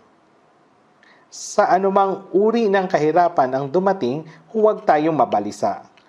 Ano man ang mangyari, manalangin lamang sa Diyos at taimtim na magsumamo. Bakit kailangan ninyong ipaalam ang inyong mga kahilingan sa Diyos na may pagpapasalamat? Dahil naniniwala tayong magbibigay ang Diyos ng mabubuting bagay at dapat tayong magpasalamat. Minsan, binibigyan tayo ng Diyos ng mga pisikal na kasaganahan at minsan, kinukuha niya yung lahat at pinahirapan tayo. Ang Panginoon ay ang nagpapadukha at nagpapayaman, siya ang nagpapababa at siya ang nagpaparangal. Pinagmamasdan ng Diyos kung paano natin ito itinuturing. Kaya nga sa pamagitan ng pananalangin at pagsamo na may pagpapasalamat ay ipaalam ninyo ang inyong mga kahilingan sa Diyos. Ang ipaalam ito na may pagpapasalamat, ibig sabihin na pagkatapos manalangin, tayo'y nananalangin na may pagpapasalamat na naniniwalang isa sa katuparan ng Diyos ang mga bagay ayon sa kanyang kalooban. Hindi ang pagtatampo na bigyan tayo ng Diyos ng mga bagay sa mundong ito. Kapag tayo'y nananalangin, dapat tayong maging mapagpasalamat anuman ang ibigay sa atin ng Diyos. At ang kapayapaan ng Diyos na hindi maabot ng pag-iisip ang mag-iingat ng inyong mga puso at mga pag-iisip kay Kristo Jesus. Ang Diyos na lubos na nakakaalam ng lahat ng bagay. Ang Panginoon ang nag-iingat sa ating puso. Ang kapayapaan ng Diyos ang mag-iingat ng inyong mga puso at ang mga pag-iisip kay Kristo Jesus. Ipinagkakatiwala natin sa Diyos ang bunga upang ito'y mangyari ayon sa angkop na kalooban niya. Si Apostol Pablo ay isang dakilang apostol, hindi po ba? Tama, isinulat niya yung 14 na aklat dun sa Bagong Tipan. Sa panahon naman ng Lumang Tipan, si Moises yung pinakadakilang propeta. Sa panahon ng Bagong Tipan, si Apostol Pablo ang pinakadakilang apostol. Si Pablo, pagkatapos niyang maligtas mula ng panahong ipangaral niya yung ebanghelyo hanggang sa siya'y mamatay habang nangangaral sa Roma, walang anumang kamalian ang natagpuan kay Apostol Pablo. Parang nabuhay muli si Jesus kay Apostol Pablo. Sinasabi ni Apostol Pablo, maging tulad kayo sa akin, gaya ko kay Kristo. Sino yung makakapagsabi ng ganitong bagay? Si Apostol Pablo lamang. Kasi si Apostol Pablo ang larawan ni Jesus. Siya ay naging kagaya niya. Sa Galatia chapter 6 verse 17, taglay ko sa aking katawan ang mga bakas ng paghihirap ni Jesus. Anong bakas? Yung mga bakas ng pagdurusa. Gaano katinding pagdurusa ang tiniis ni Jesus habang nabubuhay sa mundong ito? Siya'y lumaki sa loob ng 30 taon bilang anak ng mahirap na karpintero. At sa loob ng 3.5 taon, naglakbay siya kasama ng mga alagad, natulog sa bundok ng Olibo sa ilalim ng malamig na hamog. Pinaghahanap ng mga Hudyo, minsay nagutom. Ang mga alagad na sumunod kay Jesus ay nagutom at habang sila'y dumaraan sa bukirin ng trigo, pumitas sila at binalatan ito at kinain. Nakita ito ng mga Hudyo at nagsabing, "Tignan mo, ang iyong mga alagad ay gumiik ng trigo. Ngayon ay Sabat." Ang mga Hudyo patuloy na naghahanap ng kamalian ni Jesus. Kinapuotan siya at inutsig siya. Yun po ang nangyari doon. Gaano katinding pagdurusa yung tiniis ni Jesus sa loob ng 3.5 taon. Siya'y nilibak ng kanyang alagad, ipinagpili, ibinigay upang ipako. Tinuruan ng mga sundalong Romano, yung mukha ni Jesus ay sinampal, Tapos hinampas yung kanyang ulo ng pamalo at nilagyan ng koronang tinik sa ulo. Pinagtatawanan siya na sinasabing, "Mabuhay! Hari ng mga Hudyo!" Siya hinugupit ng pamalo, pinasan yung krus. Siya'y natumba at bumagsak. Talagang ito yung nangyari kay Jesus. Isunuot sa kanya yung koronang tinik. Hinagupit pa ng pamalo. Pinasan yung krus. Natumba. Bumagsak sa daan patungo sa kanyang kamatayan. Siya'y kinaladkad patungo doon at ipinako sa krus. Sa loob ng 6 na oras, idinanak niya yung lahat ng kanyang dugo at tubig, at sa huli ay siya'y namatay at sinabing, natupad na. Napakatinding pagdurusa ang tiniis ni Jesus, hindi po ba? Ginawa niya iyon upang iligtas tayo. At ganun din, karaming pagdurusa ang tiniis ni Apostol Pablo upang ipangaral ang Ebanghelyo. Na mas maraming pagpapagal sa mga Hudyo ay 5 ulit akong tumanggap ng 40 hagupit, kulang ang isa. 3 ulit na ako'y hinampas ng mga pamalo, minsan ako'y pinagbabato. Inakala nilang patay na siya at itinapon sa tabi, ngunit muli siyang nabuhay. Sa mga pagpupuyat, sa gutom at uhaw, madalas na walang pagkain. Kiniginaw at hubad. Sa huli, siya ay pinugutan ng ulo at namatay. Bakit hindi pinahintulutan ng Diyos na mabuhay ng maginhawa ang kanyang dakilang apostol na iyon, sa halip ay binigyan siya ng gayong pagdurusa? Sinasabi na si Pedro rin ay pumunta sa Roma upang ipangaral ang Ebanghelyo at ipinako sa krus ng pabaliktad. Bakit? Meron din pong sakit si Apostol Pablo sa kanyang katawan. At doon sa 2 Korinto chapter 12, sinabi na isang tinik sa laman. At ang ibinigay sa kanya, isang tinik na nagdulot ng sakit, ngunit hindi ito nakakamatay. Siya ay nasa matinding sakit dahil sa karamdaman sa kanyang katawan. Kaya hiniling niyang ito ay pagilingin. 3 ulit siyang nanalangin sa Panginoon tungkol dito. Subalit sinabi sa kanya, ang aking biyaya ay sapat sa iyo. Kaya sinabi ni Apostol Pablo, lalo na dahil sa kalabisan ng mga pahayag, kaya't upang ako'y huwag magyabang ng labis, binigyan ako ng isang tinik sa laman. Isang sugo ni Satanas upang ako'y saktan, upang ako'y huwag magmalaki ng labis. Kung kailangan ako'y magmalaki, ako'y magmamalaki sa mga bagay na nauukol sa aking kahinaan. Sa kahinaan at paghihirap habang siya'y umaasa sa Panginoon, ang kapangyarihan ng Diyos ay sumasa kanya. Kung hindi, maaari siyang maging mapagmataas. Ngayon, kahit na hindi tayo maging gaya ni Apostol Pablo, ngunit maraming beses, gaya ng nasusulat, ang Panginoon ay nagpapatuka at nagpapayaman, siya ang nagpapababa at siya ang nagpaparangal. Tingnan natin dun sa Filipos chapter 4 verse 12.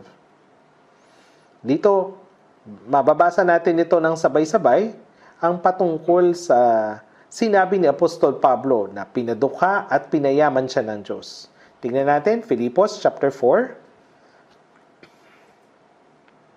Filipos chapter 4 verse 12 hanggang 13. Basahin natin ng sabay-sabay.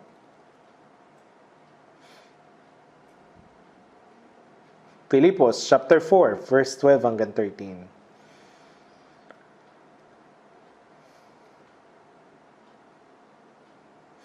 Marunong akong magpakababa at marunong din akong magpakasagana. Sa bawat bagay at sa lahat ng bagay ay natutunan ko ang lihim sa kabusugan at maging sa kagutuman at maging sa kasaganahan at maging sa kasalatan. Lahat ng mga bagay ay aking magagawa sa pamagitan niyang nagpapalakas sa akin. Ito yung salita na ipinadala niya sa iglesia ng Pilipos nang siya'y mabilanggo sa Roma. Doon sa verse 11, sinabing, hindi sa nagsasalita ako dala ng pangangailangan sapagkat aking natutunan na masiyahan sa anumang kalagayang aking kinaroroonan.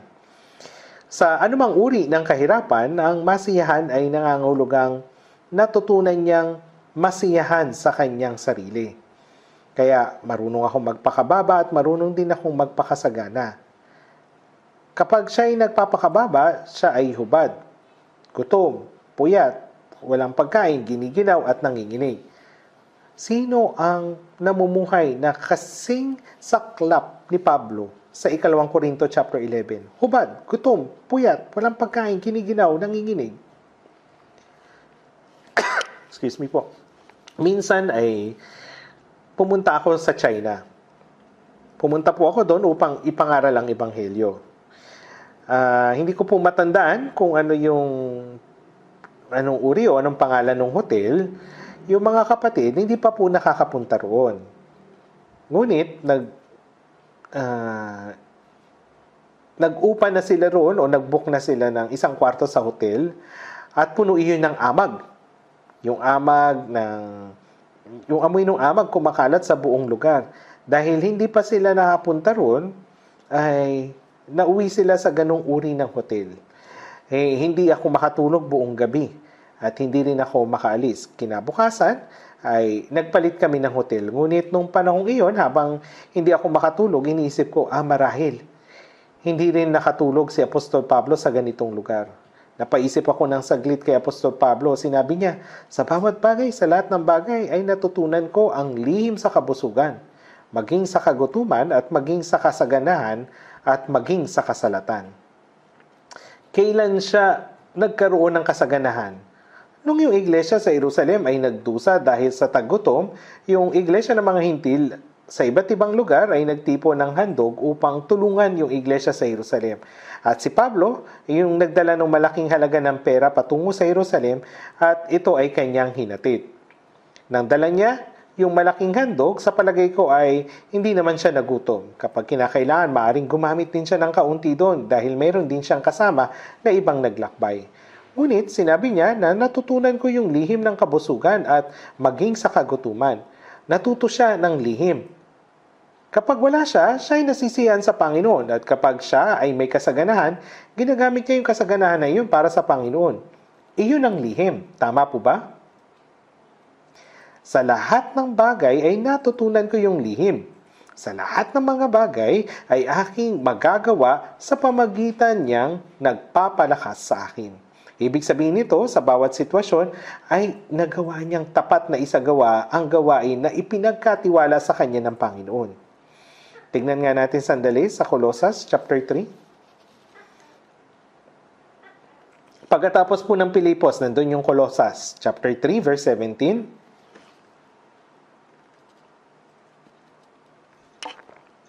Colossus chapter 3 verse 17.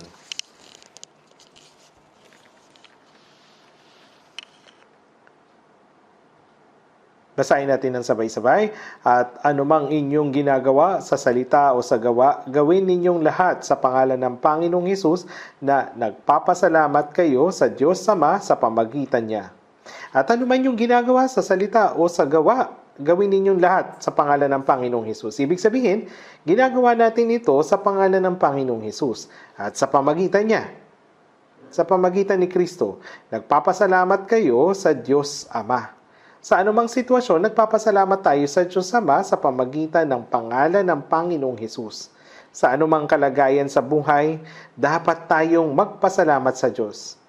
Tingnan nga natin doon sa Colossus chapter 4 verse 2. Doon sa verse 2, basahin din natin ito ng sabay-sabay. Colossus chapter 4 verse 2.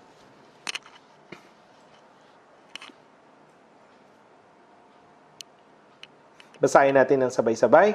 Magpatuloy kayo sa pananalangin at kayo'y magbantay na may pagpapasalamat. Magpatuloy kayo sa pananalangin at magbantay ng may pagpapasalamat. Ano yung puso ng mga tumatanggap ng biyaya ng Diyos at naglilingkod sa Diyos? Ito ay palaging nagpapasalamat sa Diyos. Nagpapasalamat kapag maginawa ang mga bagay, nagpapasalamat kahit sa gitna ng pagdurusa at pag-uusig, nagpapasalamat kapag may kasaganahan, at nagpapasalamat kahit nasa kahirapan. Iyan ang puso ng isang naglilingkod sa Panginoon. Kung gayon, magpatuloy kayo sa panalangin at kayo'y magbantay ng may pagpapasalamat. Isang mapagpasalamat na puso, iyon ang kalagayan ng pagiging gising sa harap ng Diyos. Sa harap ng Diyos. Sinasabi dun sa Roma chapter 8 verse 28.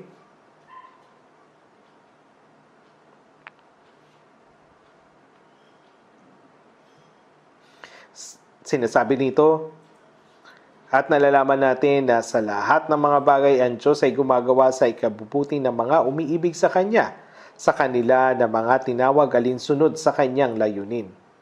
Sa mga iniibig ng Diyos, sa lahat ng mga bagay, ang Diyos ay gumagawa sa ikabubuti. Sa lahat ng mga bagay.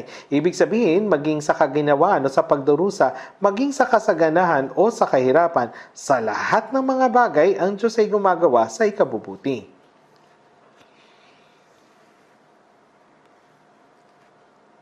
May isang bagay akong nais banggitin. Alam niyo yung kwento ni Jose. Hindi po ba?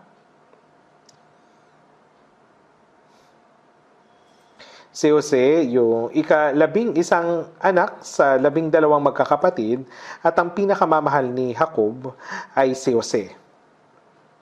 Lagi niya itong dinadamitan ng makulay na kasuotan at pinapanatili sa kanyang tabi. At si Jose rin ay nagkaroon ng magagandang panaginip. Minsan ay nanaginip siya at marahil ay oras iyon ng pagkain at nagtitipon ang pamilya. Sinabi ni Jose, nanaginip ako kagabi. Ang aking bigkis ay tumayo at pinalibutan ito ng 11 bigkis at yumukod dito. Ang 11 bigkis ay kumakatawan hindi lamang sa kanyang nakababatang kapatid, kundi pati yung mga 10 nakakatandang kapatid. Kaya sinabi nila, anong sinasabi mo? Magiging ka naming pinuno? Sandali lang. Nananaginip lang naman ako . Yun lang. Napakabuti sana para sa mga nakakatandang kapatid kung mapapatay nila si Jose. Ngunit si Jose, lagi siyang nakadikit sa kanyang ama kaya imposible yun. Pagkatapos ay nagkaroon pa siya ng isa pang panaginip. Nagkaroon ako ng isang panaginip kagabi. Naroon ang araw at ang buwan at 12 bituin. Nandun yung araw, nandun yung buwan, tapos may 12 bituin, at naroon yung aking bituin. At yung 11 bituin at yung araw at ang buwan ay yumukod sa harap ng aking bituin. Kung gayon, ang araw ay ang ama at ang buwan ay ang ina. Kaya't sinabi nila, ano itong yung napanaginip? Tunay bang ako at ang iyong ina at ang iyong mga kapatid ay yuyukod sa lupa sa harap mo? Sinabi ng mga kapatid, patayin natin siya. Iniisip ba niyang siya ay parang hari? Sukdulan yung galit nila sa kanya. Ngunit dahil sa kanilang ama ay hinahayaan na lamang nila si Jose na gawin yung gusto nito. Pagkatapos, nagpunta yung mga magkakapatid sa malayong lugar upang mag-alaga ng mga tupa. Kapag inililipat kasi yung tupa o baka, kailangan nang pumunta doon sa malayo upang makahanap ng pasturan. Isinugo si Jose ng kanyang ama upang hanapin yung kanyang mga kapatid. Ngunit mula sa malayo, nakita ng mga kapatid si Jose na dahan-dahang naglalakad patungo sa kanila. Tingnan ninyo, dumarating ang mahilig managinip. Anong gagawin natin? Sinabi ng magkakapatid, patayin natin ang taong iyan na hindi natin mapagtiisan. Pagkatapos ay naisip ng panganay na kapatid na sa ganitong kalagayan ay talagang mamamatay ang nakababatang kapatid. Kung mamamatay ang pinakamamahal na anak ng kanilang ama, ano ang mangyayari sa kanilang ama? Kaya upang iligtas si Jose, sinabi ni Ruben sa kanila, huwag kayong magpadanak ng dugo. Ihulog nila lang siya sa balon na itong nasa ilang. Subalit, huwag ninyong pagbuhatan ng kamay. Merong balon doon, ngunit natutuyo na ang tubig at tanging ang malalim na hukay na lamang yung natira. Huwag na natin siyang patayin. Huwag na natin gamitin yung ating kamay para patayin siya. Ihulog na lang natin siya doon sa balon. Kung gayon, mamamatay din naman siya. Ay, oo, tama yan. Gawin na natin. Kaya siya ay inulog nila roon. Sumigaw si Jose, mga kapatid, pakiusap, ihahon ninyo ako. Bagay lamang yan sa iyo, mahilig ka managinip. Pagkatapos ay may dumating na isang pulutong ng mga kamelyo. Ang ikaapat na anak na si Huda, sinabi niya, itong Huda kasing ito, mahilig siya magbenta mahilig siya na magbenta ng tao. Gusto niya lagi may pera. Ngayon pa man, sinabi sa kanya ng kapatid, "Hoy kapatid, kapatid pa rin naman natin siya. Sa halip na patayin natin siya, ibenta na lang natin siya. Makakakuha pa tayo ng pera sa nakakainis nating kapatid na yan. Tapos may papadala pa natin siya ng malayo." Kaya naman, inahon nila si Jose at tinawag yung pulutong, "Hoy dito, may isang magandang binata rito. Bilhin ninyo siya." Karaniwan, 30 pirasong pilak ang halaga. Ngunit, dahil ngayon ay may bargain sale, 20 na lamang. Tumanggap sila ng 20 pirasong pilak. Si Jesus ay ipinagbili sa 30 pirasong pilak dahil karaniwan ay 30 pirasong pilak talaga ang halaga. Ngunit sinabi nila ito ay bargain sale na lamang sa 20. Si Jose ay mukhang malusog at may kakayanan kaya ipinagbili siya sa 20 pirasong pilak. Maaring si Jose ay kinaladkad habang umiiyak. Si Jose ay makisig, matalino, kaya siya ay naging tagapamahala ng bahay ni Potiphar na isang opisyal ng Paraon, ang hari ng Ehipto. Siya ay naging tagapamahala sa lahat ng bagay sa bahay. Ginawa niya ang kanyang tungkulin ng mabuti, ngunit ang asawa ni Potiphar ay palaging tinitingnan si Jose. Kaya naman, isang araw, nung walang sino man yung naroon sa bahay, yung asawa ni Potiphar, hinawakan niya si Jose at inanyayahang magsaya kasama niya. Hinablot niya yung panlabas na kasuotan ni Jose, ngunit iniwan ni Jose ang kanyang kasuotan at tumakas. At nang ang kanyang asawa ay umuwi kinagabihan, sinabi niya, "Pinasok ako ng aliping Hebreo na iyon dinala sa akin upang tuyain ako. Nang nagtaas ako ng aking tinig at nagsisigaw, kanyang iniwan ang suot niya sa aking tabi at tumakas na palabas. Ang taong tulad niyon ay dapat patayin." Ngunit inisip ni Potiphar na si Jose ay hindi ang klase ng tao na gagawa ng ganon. Ngunit wala itong patunay, kaya merong espesyal na bilangguan kung saan ipinadadala yung mga alipin ng mga hari na nakagawa ng krimen at doon ikinulong si Jose. Ngunit kahit na nandoon ay pinakitaan siya ng Diyos ng kagandahang loob. Ito yung kulungan para sa mga taong nagkasala laban sa hari. Ngunit kahit nasa bilangguan, si Jose ay nagkaroon ng mahalagang gampanin. Doon ay mayroong pinuno ng mga panidero na gumagawa ng tinapay para sa hari at nandun din yung pinuno ng mga katiwala ng kopa na nagbibigay naman ng alak. At kahit sa bilangguan ay pinaglilingkuran sila ni Jose. Isang araw, nagkaroon sila ng panaginip. Yung panidero ay nagsabi, yung puno ng panidero, "Sa aking panaginip ay 3 sanga ng uba sa aking harapan. At aking piniga ito at naging alak upang ibigay sa hari." At sinabi ni Jose, ang panaginip na iyan. Ang Diyos ang nagbigay ng paliwanag. Sa loob ng 3 araw, ikaw ay pakakawalan at ibabalik sa iyong katungkulan na pagbibigay ng kopa sa hari. Ito ay magandang panaginip. Ngunit yung puno naman ng panedero ay nagsabi, "Ako'y nanaginip din at may 3 kaing ng tinapay na nasa ibabaw ng aking ulo. May biglang dumating na mga ibon, tapos kinain yung tinapay." Pagkatapos, ito na yung kwento ng puno ng panidero. Sinabi naman ni Jose, ito yung kahulugan niyon. Yung 3 kaing, 3 araw iyon. Sa loob ng 3 araw ay pakakawalan ka at ibibitin hanggang sa mamatay. At kakainin ng mga ibon ang iyong laman.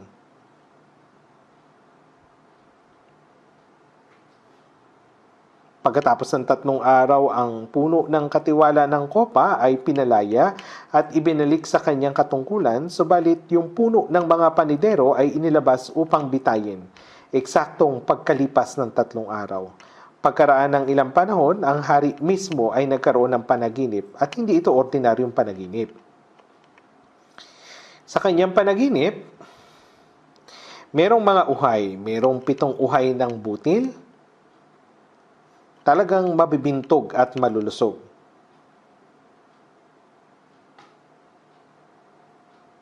Ngunit meron din namang 7 uhay na payat at tinuyo ang umusbong, ang tuluyang nilamon yung mga mabibintog. Pagkatapos magising sa panaginip na iyon, siya ay bumalik sa pagkakatulog at nagkaroon siya ng ikalawang panaginip.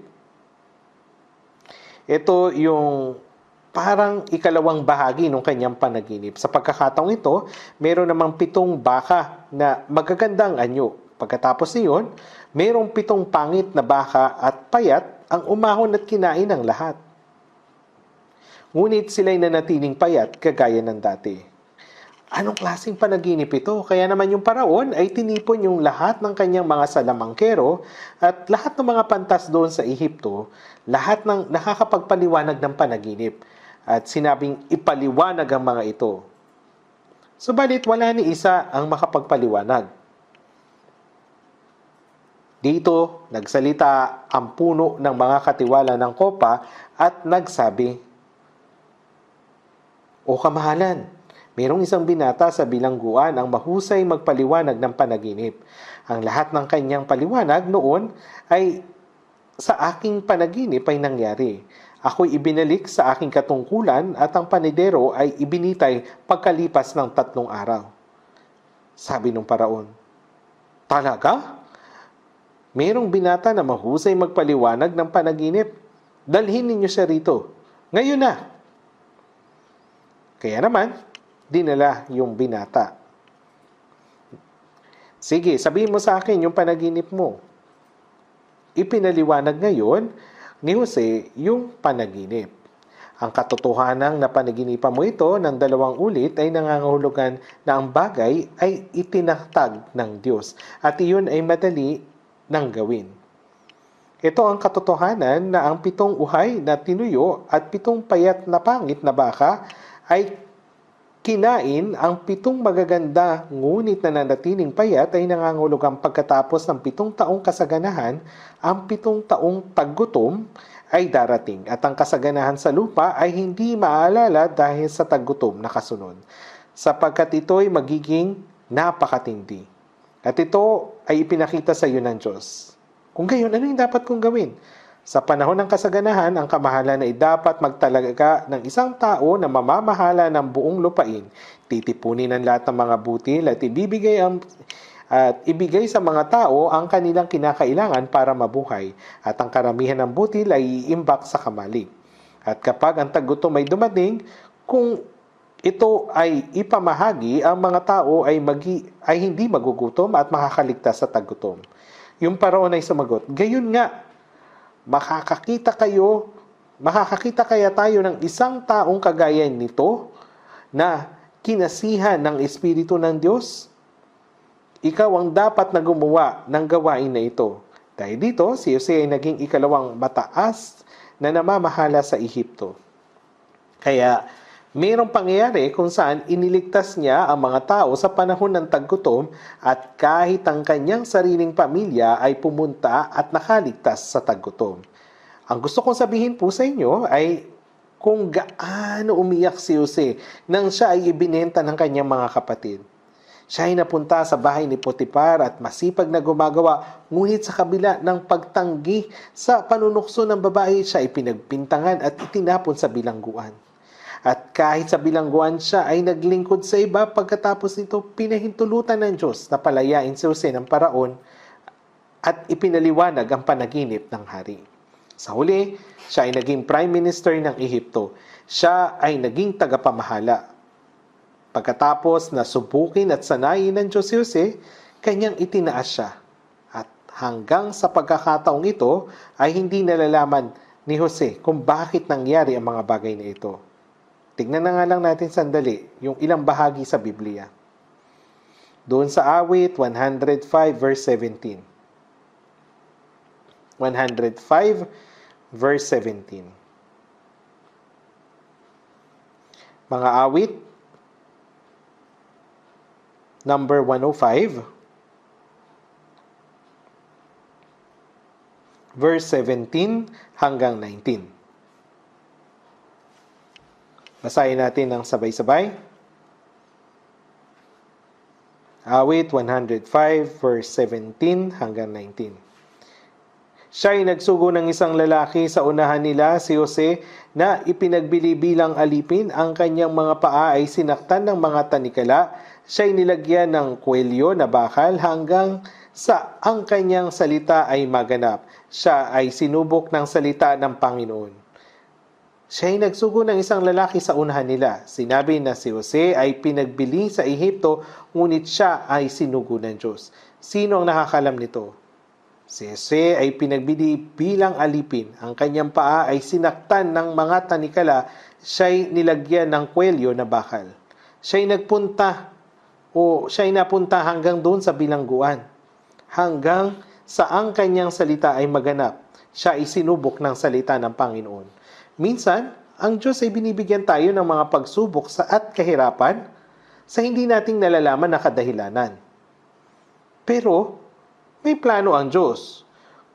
Kung hindi ninyo ito nalalaman, maaari ninyong kamuhian ang Diyos at magtanong, bakit ako binibigyan ng Diyos ng ganitong kahirapan?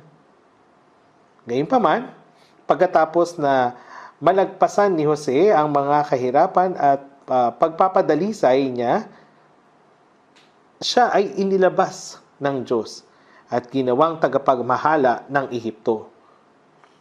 Ang Diyos ay nagbibigay sa atin ng mga pagsubok at kahirapan. Kapag tayo ay dumaraan sa paghihirap, maaari nating isipin, bakit ang kahirapan na ito ay nangyari sa akin?